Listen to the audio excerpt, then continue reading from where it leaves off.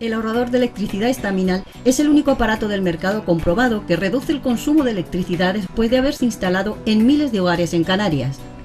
No deje que su factura de electricidad afecte a su economía familiar. Estaminal es autoinstalable y no consume electricidad. Estaminal le garantiza una reducción de un 20 hasta un 35% de su recibo de luz.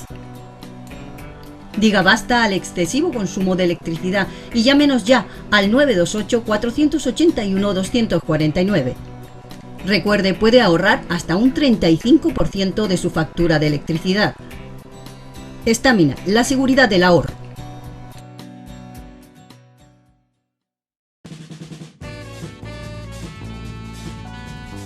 El ahorrador de electricidad Estaminal, tras muchos años de instalación en Canarias y ser elegido como producto del año en ahorro energético a nivel nacional, le ofrece la posibilidad de ahorrar de un 15 hasta un 35% de su consumo en su factura de electricidad. Sea cual sea su negocio local o industria, Estaminal tiene el ahorrador que se adapta a sus características. No se fíe de las imitaciones, Estaminal solo hay uno, con las homologaciones de la comunidad internacional. No deje que los gastos abusivos de electricidad afecten a la economía de su negocio. Pídanos presupuestos sin compromiso al 928-481-249. Ahorrador industrial de energía Estaminal, la solución a su excesivo consumo energético. Recuerde, ahorre de un 15 a un 35% de su factura de electricidad.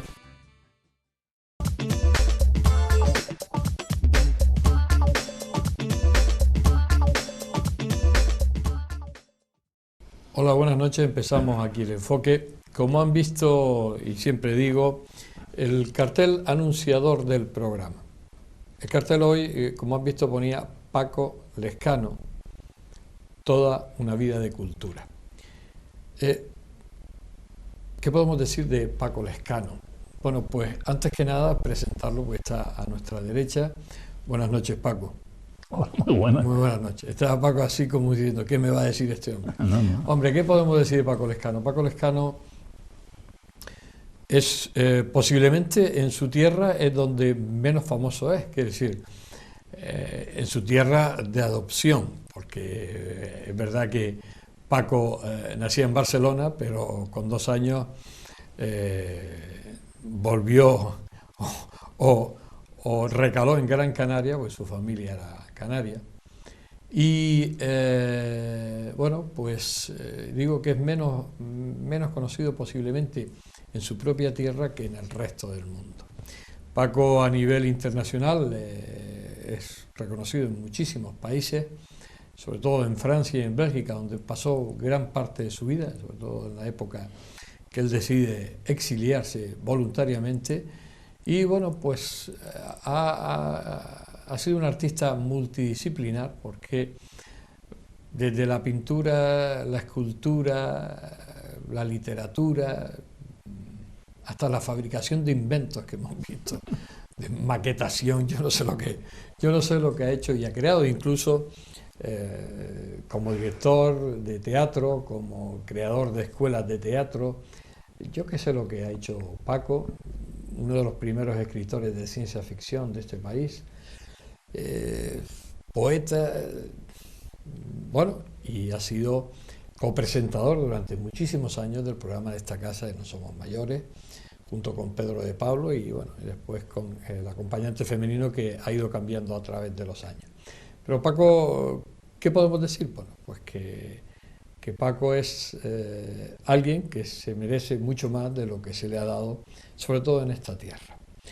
Una vez que he dicho esto, Paco, pues además lo digo yo, no lo dices tú estás ahí calladito escuchándolo, ¿cómo te sientes? Porque tú ya, después de tantos años, que no se te notan, que como tú decías, estás a punto, no, perdón, cumpliste, porque tu cumpleaños fue hace poco, ¿no? Sí, fue hace el 19 de enero. El 19 El de 19 de enero cumplí 87. 87 años. Pasa que no me lo creo. No te lo crees, ¿no? Pero, ¿cómo te sientes tú ahora? Después de 87 años de vida. A los 87 años. Es una pregunta que me hacen con frecuencia, pero lo único que te puedo decir que viva la vida y qué suerte de llegar a los 87 años como con la cabeza bien amueblada. Sí, porque eso es lo más importante, ¿no? Porque cuando una persona llega a, bueno, pues a tener más edad, yo siempre he dicho que la cabeza es lo fundamental, porque hombre, puede uno fallar de otras articulaciones. Porque, por ejemplo, ya no hago inmersión submarina. Me he retirado de la inmersión submarina porque no me parece lógico a mi edad hacer cosas que hacía cuando tenía 20 o 30 o 40 años, ¿no? Hay que aprender a saber renunciar a cosas sin que eso sea dramático. Es que uno va evolucionando y ya no te toca hacer submarinismo. Como tampoco estoy yendo a artes marciales, ¿no? Ya hice suficiente. Y me encuentro además contento porque es que la vida a mí me ha dado mucho más de lo que yo le pedí. A lo mejor porque no le pedí nada, pero he tenido mucha suerte en la vida. Suerte que empezó, aunque parece chauvinista, cuando atravesé la frontera. Cuando atravesé la frontera y me encontré en Francia, se me abrieron todas las puertas, todas las ilusiones que yo tenía, las vi abiertas. Claro, porque tú estabas en Madrid y estabas en un trabajo reglado, un trabajo de funcionarial, yo estaba de 8 a 3, estabas como muy encorsetado, tu aspecto cultural estaba limitado, económicamente estabas bien porque estabas en un trabajo muy reglado, pero tú en ese momento decides romper con todo y te vas a Francia. Hay una cosa simpática. Te quieres exiliar porque no estabas de acuerdo tampoco con el sistema franquista que había. Bueno, yo trabajé en esa empresa, una empresa de construcción, de construcción urbana, una multinacional, y ahí había un amigo mío, que lo tengo todavía, que se llama Tomás Krzyzewski, porque es ruso. Y cada vez que yo aparecía, llegaba yo por la mañana al trabajo, él me decía siempre lo mismo. ¿Qué haces aquí? Y yo, como que hago aquí, vengo a trabajar como tú. Tú no tienes nada que hacer aquí, hombre. Coge la maleta y lárgate, tú tienes muchas otras cosas que hacer. Y afortunadamente le hice caso a Tomás. Ya cuando, como dicen en la península, se me llenó la mochila de chinas, pues un día decidí marcharme. Porque la verdad es que no había ningún horizonte, ni en la isla, ni en Madrid, ni nada, sobre todo con mi propia ideología. Como yo tenía una ideología, vamos a llamar, menos tradicional, menos conservadora, pues yo quería tener también la posibilidad de manifestar todo eso. Aquí en Las Palmas, pues cada vez que se rompía un cristal iban a detener a los mismos. Aunque no hubiesen roto el cristal, pero ha pasado esto, detenga a fulano, mengano, sultano, y llenaban el sumario, ¿no? Y claro, harto de ese ambiente antisocial, de ese ambiente donde la cultura estaba completamente reprimida por los intereses del sistema, pues yo también tenía muchos problemas de carácter personal, que eso no lo voy a contar, de familia, pues ya dije, no me queda más solución que el exilio. Y el exilio fue forzado también por las circunstancias. Y es que un amigo mío, Patiño, que estaba repartiendo en Madrid publicidad en favor de la clase obrera, de los sueldos, y estaba repartiendo esas octavillas en las afueras de Madrid, y en esto aparece la policía, los grises, que le llamábamos los gristapos, en vez de las Gestapo, le llamábamos los gristapos. Que vienen los gristapos, bueno. Y entonces Patiño puso en el suelo el paquete que tenía de octavillas. Lo puso en el suelo, inmediatamente, recoge eso. No, yo no recojo, eso no es mío. Yo iba a cruzar la calle y eso está ahí. Recógelo, que no lo recojo. Además, si lo recojo, me meten usted 20 años en la cárcel. Total, perdieron los nervios y uno de los gristapos disparó y lo mató. Tal vez accidentalmente, por la espalda, con los nervios. Y yo me cogí tal cólera que me fui a Móstoles y di un recital de poesía muy, muy virulento. Y entonces, a partir de ahí, no me quedó más remedio que atravesar la frontera. O sea, te vas a Francia con una mano adelante y otra mano atrás, ¿no? Me fui a Francia, mira, con mucha fe en mí mismo y 3.000 pesetas en el bolsillo. Me fui a Francia... Que eran 3.000 pesetas, que tampoco ibas con un dineral. No, 3.000 pesetas no era nada. Estamos hablando de los años 70, ¿no? Nada, eso para comerme 4 bocadillos cuando llegara. Pero ya en Francia yo tenía relaciones que habían nacido justamente por toda mi actividad antimilitarista, conocida a través de revistas, de periódicos de Francia, de Bélgica y de Italia. Cuando llegué a Francia me pusieron en contacto con Jean Favre. Jean Favre fue después, más tarde, presidente del Partido Radical Italiano y le llamaban el Papa de la no violencia, que fue el que luchó mucho para que no fuera el cuartel, el servicio militar obligatorio. Y un día, Jean Favre me dice, mira, te voy a hacer una proposición. Nosotros te organizamos exposiciones de pintura con el carácter militante que estás haciendo. Tú dejas un porcentaje del beneficio para la caja de la organización pacifista y te organizamos las exposiciones. Y gracias al encuentro con Jean Favre hubo pues una explosión de exposiciones, porque yo el primer año que estuve en Francia me parece que hice 14 exposiciones. Un año tiene 12 meses. Hice 14 porque en muchos sitios fueron exposiciones simultáneas. En Suiza hice exposiciones en tres lugares diferentes de Suiza al mismo tiempo. Y claro, eso me dio una gran popularidad a nivel artístico y a nivel de activista por la paz, contra el armamento, contra la guerra y también en favor del feminismo. Y entonces todo se me arregló gracias a esas relaciones que yo ya tenía en Francia. Las tenía en Francia, y cuando me fui a Bélgica, que ahí tuve que pedir oficialmente el asilo político, porque se me había terminado la documentación y no me la renovaban para que volviera para España. Y estuve en el consulado, el cónsul me dijo, mire, la policía dice que no hay inconveniente que usted vuelva para España. Y yo le dije, vale, pero yo lo que quiero saber es si puedo salir de España después. Que no tienen inconveniente, se lo acepto. Pero puedo salir fácilmente y volver otra vez para Bélgica. Y entonces se fue otra vez. Y una chica que había ahí trabajando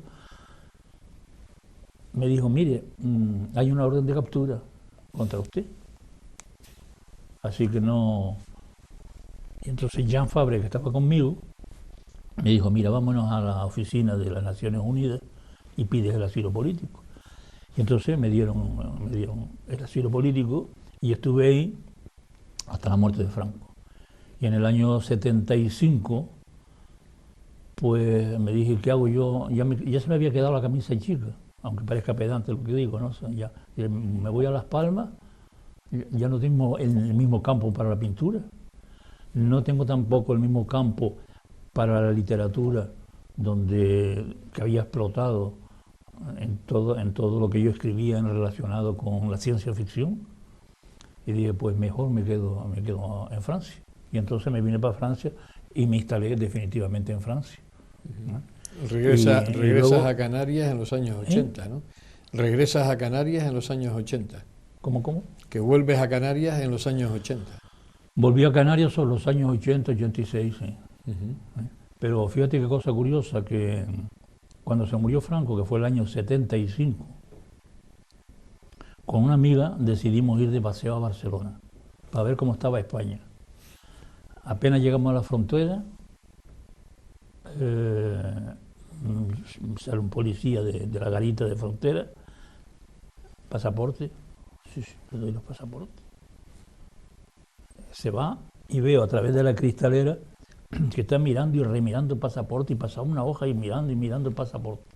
Y le dije yo a mi compañera, me parece que vamos a tener lío, porque me mosquea que esté mirando tanto el pasaporte.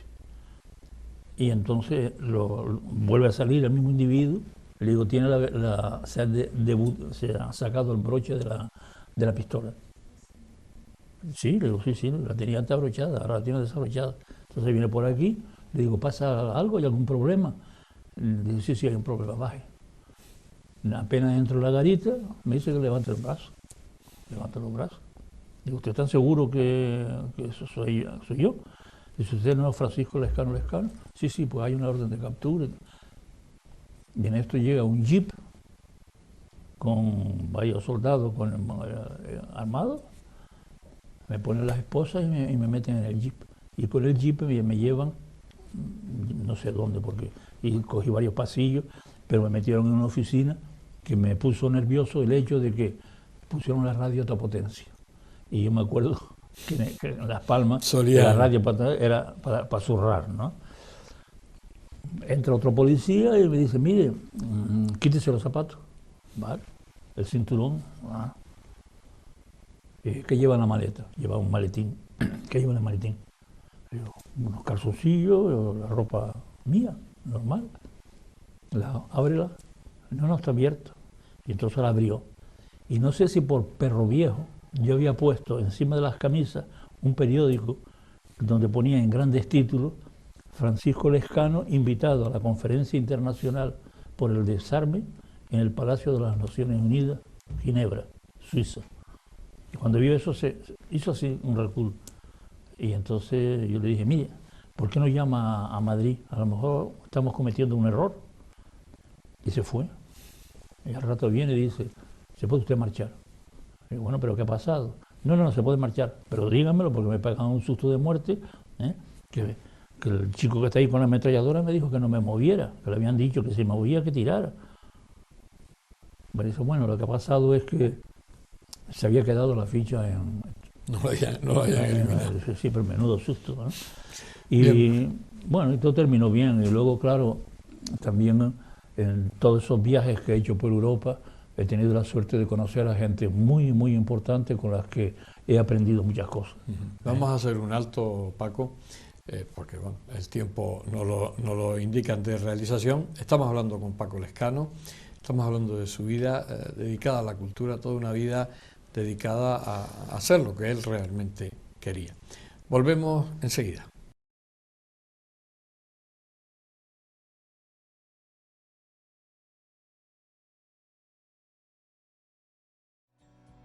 El ahorrador de electricidad estaminal es el único aparato del mercado comprobado que reduce el consumo de electricidad después de haberse instalado en miles de hogares en Canarias.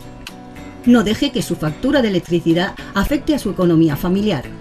Estaminal es autoinstalable y no consume electricidad. Estaminal le garantiza una reducción de un 20 hasta un 35% de su recibo de luz. Diga basta al excesivo consumo de electricidad y llámenos ya al 928-481-249. Recuerde, puede ahorrar hasta un 35% de su factura de electricidad. Estaminal, la seguridad del ahorro.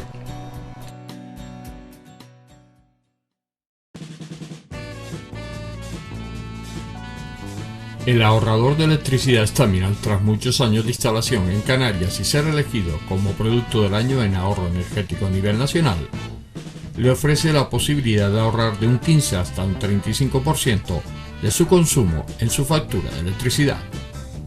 Sea cual sea su negocio local o industria, Staminal tiene el ahorrador que se adapta a sus características. No se fíe de las imitaciones, Staminal solo hay uno, con las homologaciones de la comunidad internacional. No deje que los gastos abusivos de electricidad afecten a la economía de su negocio. Pídanos presupuestos sin compromiso al 928-481-249. Ahorrador industrial de energía Staminal, la solución a su excesivo consumo energético. Recuerde, ahorre de un 15 a un 35% de su factura de electricidad.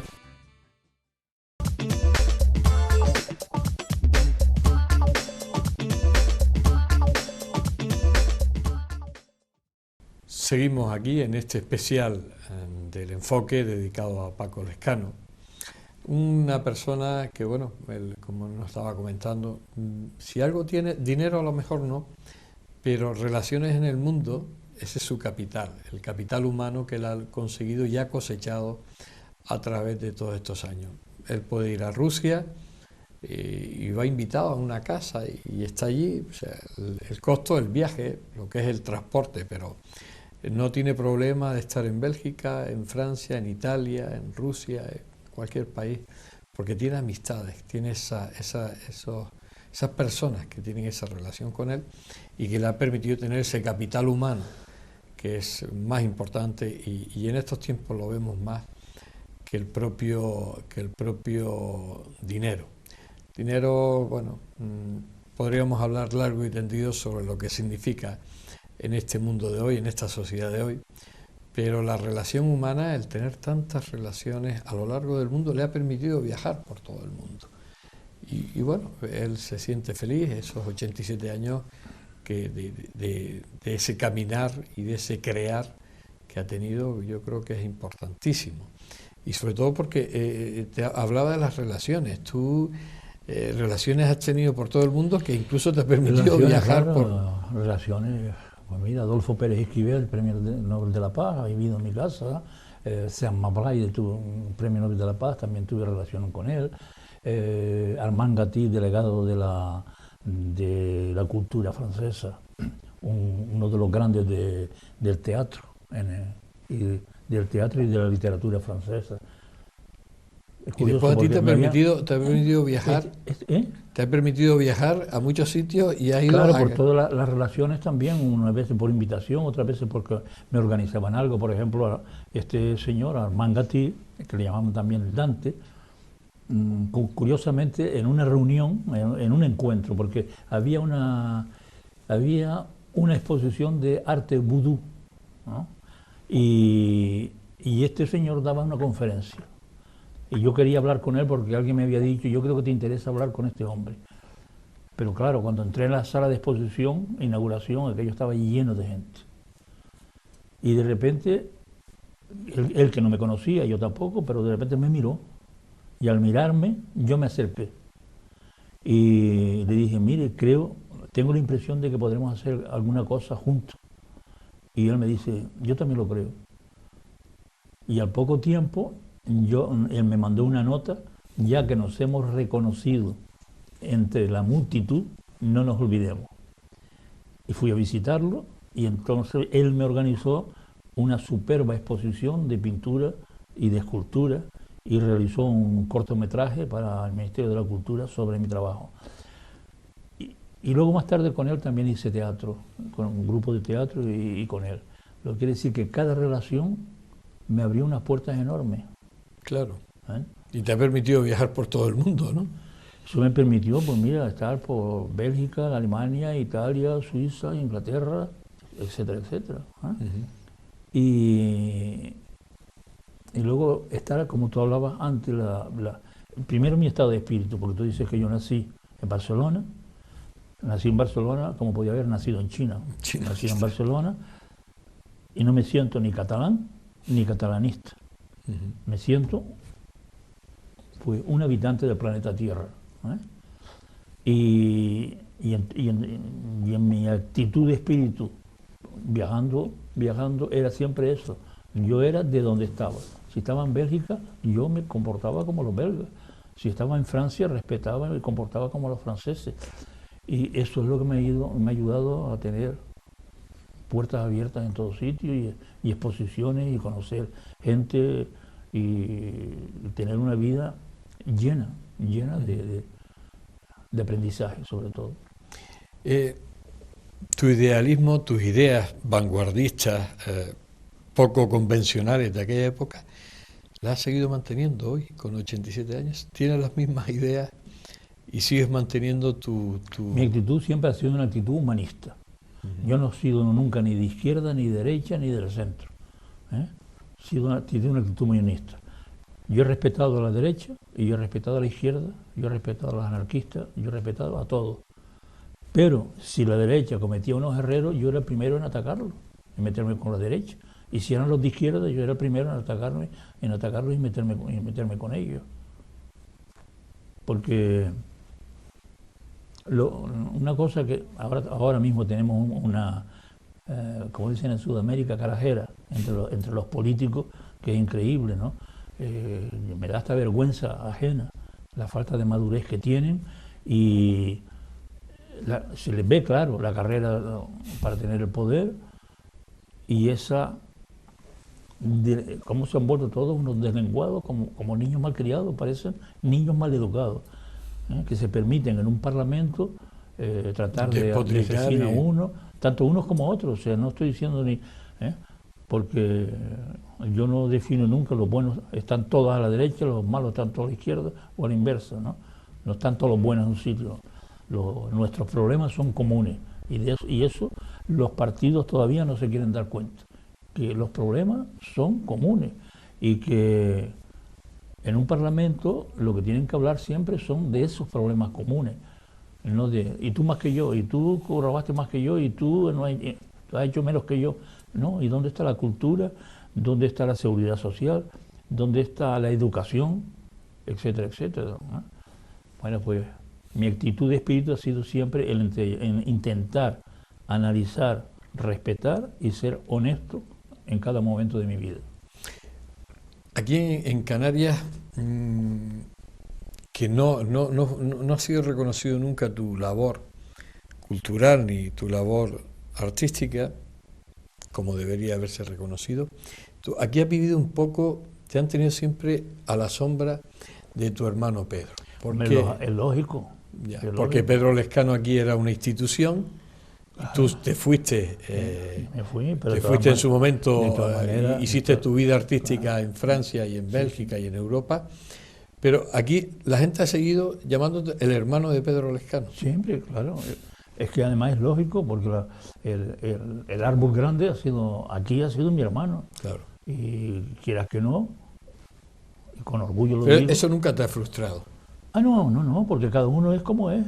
Es como cuando entras en un bosque, hay árboles que son grandes y árboles que son pequeños, y cada uno tiene su función. Porque tengas al lado a mi hermano Pedro, que era un gran literato, y al que he hecho mucho de menos, porque con él aprendí muchas cosas, aprendí sobre todo a ser liberal. La primera tortilla que me hizo mi madre, que nos fuimos al campo, mi hermano Ricardo, Pedro y yo, cuando estábamos abriendo los paquetes para merendar en el Pinar de Tamadaba, yo saqué mi tortilla. Le dije, Perico, dame mi tortilla. Me dijo, aquí no hay tu tortilla. Y son las tortillas. Son tortillas de los tres. Pues eso me marcó para toda la vida. Y luego, claro, todo el tiempo que he pasado con él, como practicando el submarinismo, la experiencia literaria que me dio, viendo cómo trabajaba él en literatura, el lenguaje que tenía, para mí también con mi hermano ha sido un gran aprendizaje, pero luego cada uno tiene su vuelo. Una gaviota vuela como una gaviota, y si tiene un amigo que es águila, pues porque, bueno, yo soy gaviota y vuelo como gaviota, y tú eres águila y vuelas como un águila. O sea que el eco, y bueno, y luego con el tiempo, pues también aquí se habla mucho también, porque también aquí me acaban de hacer una biografía muy bien hecha, me han hecho otra que envié por correo en el norte de España. Faina la Canaria acaba de salir, me han hecho una segunda edición, voy a sacar 3 o 4 libros más. Sí, no, si tú quietito no te estás.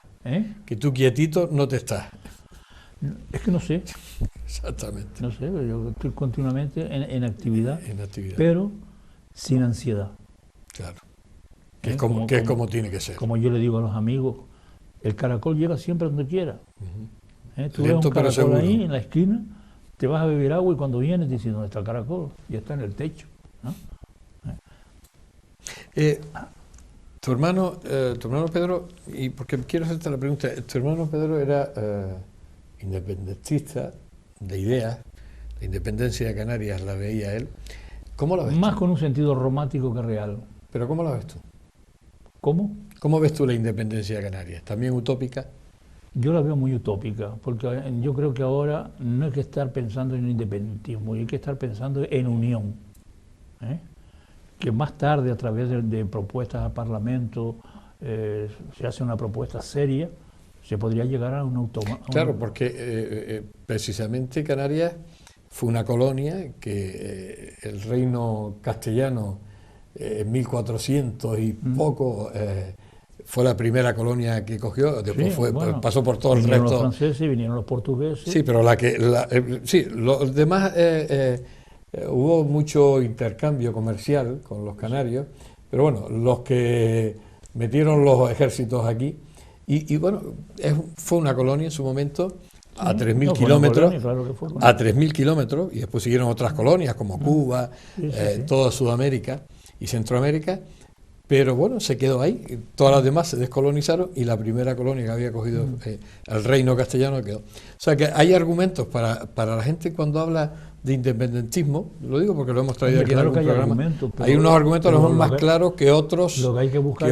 es la vía. La vía, claro. O sea, que tú no puedes ser independiente pegando gritos en la calle y rompiendo cristales. Hay que pedir normas, leyes, recurrir a las Naciones Unidas, y dar argumentos reales. Porque, mira, cómo mantener una economía autónoma, por ejemplo. Claro. Bueno, o como le pasa, bueno, Cabo Verde, que Cabo Verde es un país que está muy cerca de Canarias, y bueno, está ahí, o Puerto Rico, que es un estado que está asociado a Estados Unidos y ha llegado a un acuerdo y tiene, o sea, habría fórmulas, yo me imagino, porque yo ahí no quiero entrar, pero bueno, sí es verdad que lo de Pedro sí en su momento pues llamó mucho la atención. Hay una parte romántica, pero si somos realistas, también hay que ver que hay muy poca gente que tenga apellido Guanche, que venga directamente. Estamos mezclados con portugués. Sí, lo que pasa es que también los que tienen estas ideas independentistas también dicen que San Martín y compañía eran todos españoles, que vivían allí y fueron los que buscaron la independencia. No tenían apellidos indios, porque además los apellidos indios prácticamente habían volatizado a la población. Yo lo que pretendo decir que lo que se llama el guanche puro ya no lo tenemos nosotros. Tenemos influencias de portugueses, de franceses, de vikingos, de fenicios, de romanos. Y es muy romántico pensar en la autonomía de las islas, pero luego pedirla tiene que ser con buenos cimientos. Claro. Porque si no, no te hacen caso. Claro, está claro. Volviendo a tu etapa artística y cultural, de cuando tú te fuiste a hoy, cuando tú te exilias, ¿ha cambiado mucho la cultura en Canarias? Bueno, la cultura en Canarias es muy fuerte. Muy fuerte. La cultura hay muy buenos pintores, muy buenos escultores, gente muy buena para el teatro, gente que está haciendo cine, tenemos buenas voces en ópera. Pasa que no tiene el apoyo que debería institucional, tener. ¿No? El apoyo oficial no lo tiene. Existe. Porque claro, lo oficial me da la impresión que mide la rentabilidad inmediata. O sea, invertir y ganar dinero. Y la cultura les da la impresión de que eso no da dinero. y hay un apoyo que es muy puntual, pero casi siempre con los intereses de partido o los intereses de gobierno. Y a las mismas personas. Y a las mismas personas. Sin embargo, hay aquí muchísima gente. Ahí tienes el caso de Félix Reyes, uno de los grandes escultores nacionales, ¿eh? Y que aquí se le ha reconocido poco. Y aquí no sabían ni en su pueblo, sabían que las dos esculturas que están en el jardín y la que había dentro del ayuntamiento era de Félix Reyes. Son de Félix, ¿verdad? Sí, además ahí hicimos un programa de mis personajes. A Félix Reyes en Valle Seco, al lado de su escultura, la que está en el parque. Y bueno, menos mal que el ayuntamiento de Valle Seco en su última etapa con el amigo Dámaso, bueno, pues le ha reconocido a Félix esa fama, ese buen hacer que ha tenido a nivel español. Y Logroño está casi todo lleno de esculturas de Félix. Efectivamente, además hemos sido testigos porque hemos estado en su casa y hemos compartido allí horas con Félix en su casa allí en Logroño. Y hemos visto, y además hemos estado en Logroño y hemos visto muchísimas esculturas de Félix a lo largo de ese territorio. Vamos a hacer un alto y llegamos a la parte final de este especial dedicado a Paco Lescano. El ahorrador de electricidad Staminal, tras muchos años de instalación en Canarias y ser elegido como producto del año en ahorro energético a nivel nacional, le ofrece la posibilidad de ahorrar de un 15 hasta un 35% de su consumo en su factura de electricidad. Sea cual sea su negocio local o industria, Staminal tiene el ahorrador que se adapta a sus características. No se fíe de las imitaciones, Staminal solo hay uno, con las homologaciones de la comunidad internacional. No deje que los gastos abusivos de electricidad afecten a la economía de su negocio. Pídanos presupuestos sin compromiso al 928-481-249. Ahorrador industrial de energía Staminal, la solución a su excesivo consumo energético. Recuerde, ahorre de un 15 a un 35% de su factura de electricidad.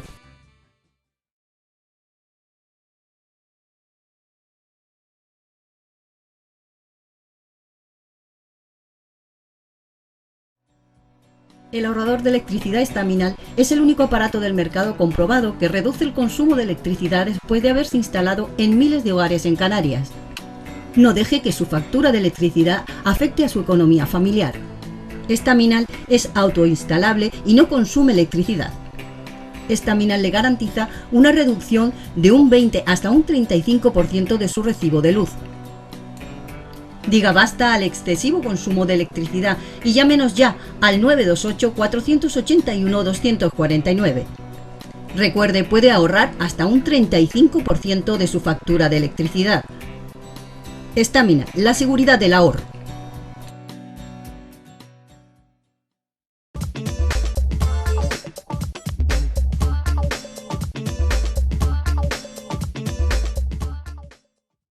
Estábamos fuera de micrófono, me decía que bueno, que había transcurrido el tiempo de este programa sin enterarnos.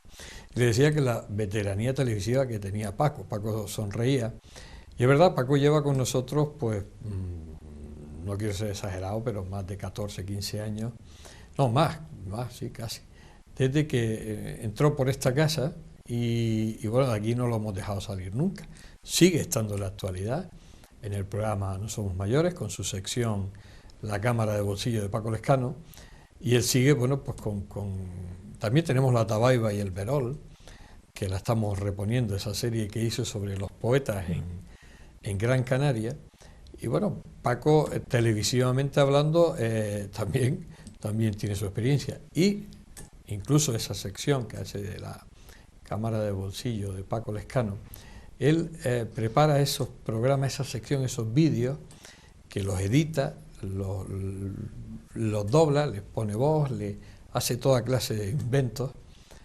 que bueno, que para cualquiera, no digo por la edad, digo por lo complejo que significa editar, grabar, ver cosas que nadie ve, porque si algo tiene Paco es que tú ves un reportaje de él y te quedas asombrado. Normalmente, y nosotros que llevamos 27 años en televisión, por lo insólito de esas imágenes, porque a lo mejor tú ves tú estás grabando lo mismo, pero no ves lo que él ve. Es increíble. Y después el propio trabajo de campo que hace, y después el trabajo de edición, y el trabajo, bueno, que ha estado copresentando el programa muchísimos años de No Somos Mayores. Digo que toda una experiencia, porque además el tema audiovisual en los últimos tiempos te ha llamado y te has especializado. Me he metido más dentro, sí. Pero ya yo filmaba mucho para... O sea, que yo tenía una compañía de teatro también, un grupo de teatro. Que en Francia. Era el grupo Badasac. Y además eran con actores que tú los sacabas un grupo, de ambientes especiales. Un grupo, y como el centro se ocupaba también de jóvenes delincuentes o predelincuentes, con ellos creábamos los espectáculos. Y yo ahí usé mucho la cámara. Usé mucho la cámara porque filmábamos y luego hacíamos reunión para ver los fallos que podía haber. Un defecto de tal y tal y tal. Y luego también la fotografía submarina también me ha gustado. Pero en esta última etapa, en esta última etapa tuya, ya aquí en Gran Canaria y en Francia, cuando vas y vienes, te has especializado mucho en la edición, en todos estos reportajes que tú haces, que tu cámara ve lo que no ven otras cámaras. Siempre, lo tuyo siempre es insólito, pero que lo has cogido con mucha gana, ¿no? Porque claro, el contacto aquí con ustedes, con la casa, también me ha hecho aprender, claro, y mejorar. Claro. No, y además, nosotros siempre lo decimos, que todos los reportajes que se ponen en esa sección de la cámara de bolsillo de Paco Lescano son de él, exclusivamente fabricados por él. Es decir, ahí nosotros no tocamos nada. Tal como viene ese reportaje audiovisual que él manda, se emite en el programa de No Somos Mayores de TAC Televisión sin tocar nada. O sea, que todo el mérito es de él. Y sobre todo muchas gracias. No, y además te lo decimos de corazón, sí. Y sobre todo por lo insólito que son esas imágenes, cómo él puede ver cosas que no ve el resto del mundo y la transmite en ese reportaje. Yo les emplazo que vean No Somos Mayores, porque además Paco ahora ha vuelto... ¿Sabes lo que es difícil? No es ponerme pluma. Lo que me cuesta más trabajo es conseguir un producto bien terminado con material tan elemental como el que tengo. que también hay que decirlo, que Paco trabaja con una cámara normal, con una escasez de medios, que por eso digo que cuando uno ve el trabajo que él hace con la escasez de medios que tiene, bueno, hay que quitarse el sombrero. Sí, no todo el mundo haría lo mismo, porque sobre todo con la escasez de medios que tiene, ¿cómo eres capaz de sacar un producto así? Pues no sé, con voluntad y interesarme por el trabajo que estoy haciendo, y sobre todo yo creo que para mí lo importante es que lo que hago comunique algo, no hacerlo, mira qué cosa, que el que lo vea reflexione algo, reflexione, vea algo. Si consigo transmitir algo es lo que es importante para mí. La creatividad nunca se pierde, ¿no, Paco? Se pierde si no te mueves, si no la cultivas.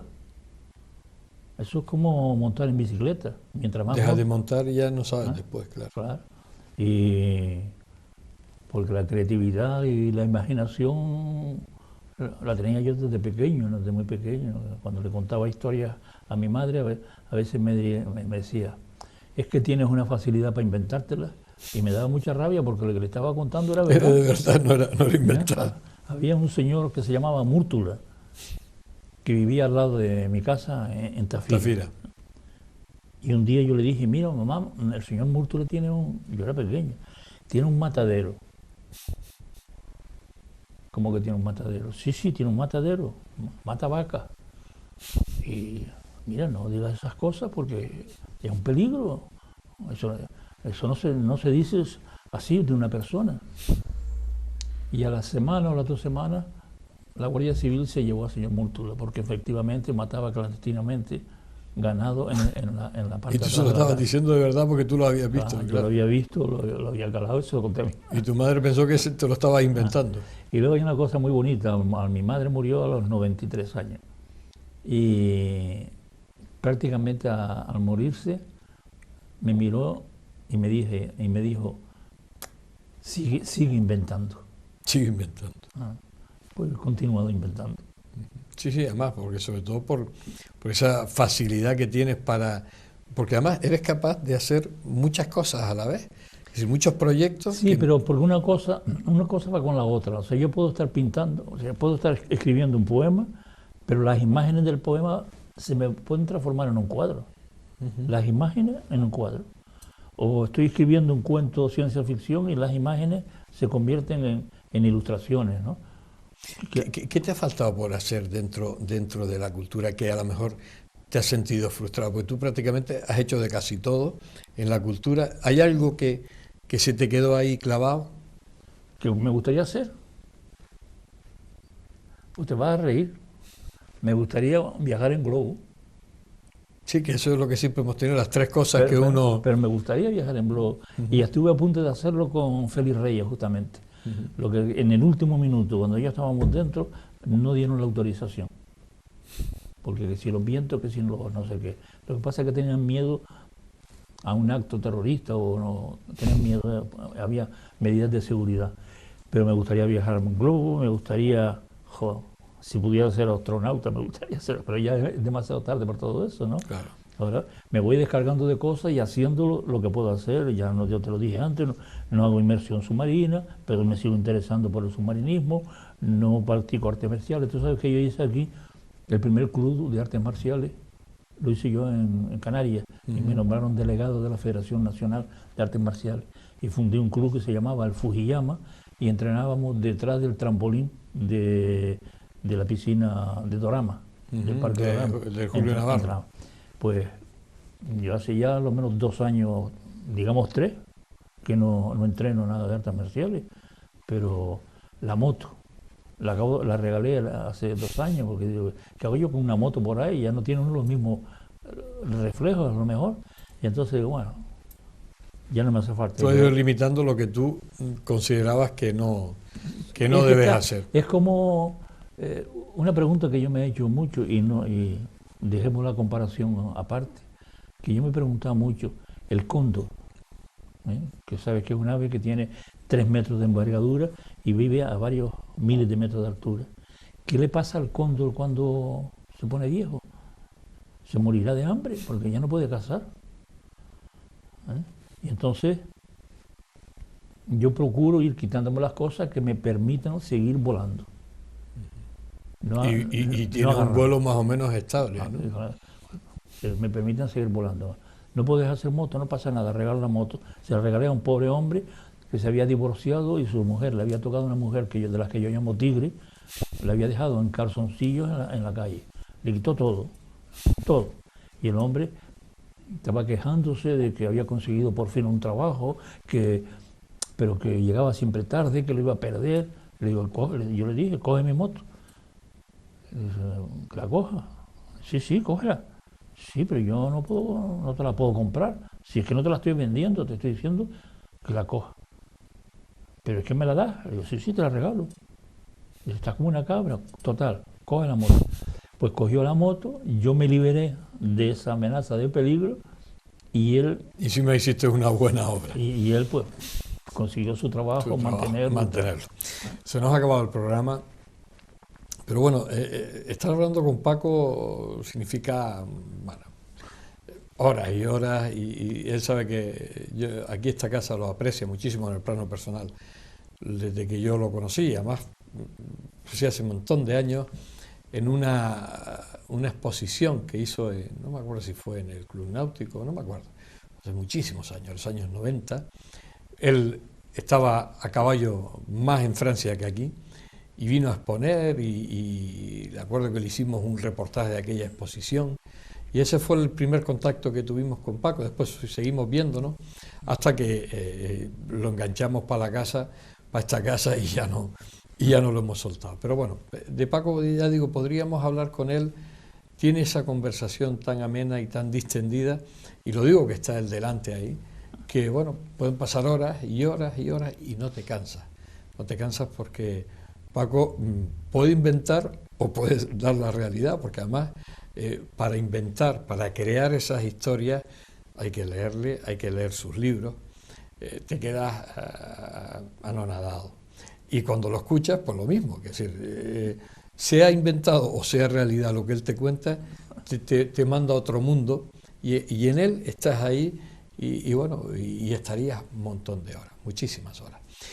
Pero el tiempo aquí, como siempre, pues nos avisan, tenemos que cortar y tenemos que despedir a Paco, pero a Paco lo despedimos de este programa. Paco sigue aquí con nosotros y Paco seguirá aquí por lo menos 100 años más, como mínimo, que es lo que vamos a facturar. Esa es mi intención. Y que yo esté, claro, porque si no estoy yo, pues no tiene gracia, ¿no? Pero gracias, ¿qué te iba a decir? Gracias por estar aquí, por ser como eres, por lo que le has dado a esta casa, todo lo que le has dado a esta casa, y bueno, pues desearte lo mejor, que sigas con esa actividad y que bueno, pues que hasta la próxima. Lo intento, vamos a ver. Gracias, Paco. Bien, pues las palabras de Paco Lescano, toda una institución, toda una leyenda, una vida dedicada a la cultura. Hay que valorarlo y hay que hacerles más reconocimiento, por parte sobre todo de las instituciones públicas, que son las que tienen los medios. Gracias por estar ahí, les espero, como no, la semana que viene. Hasta siempre.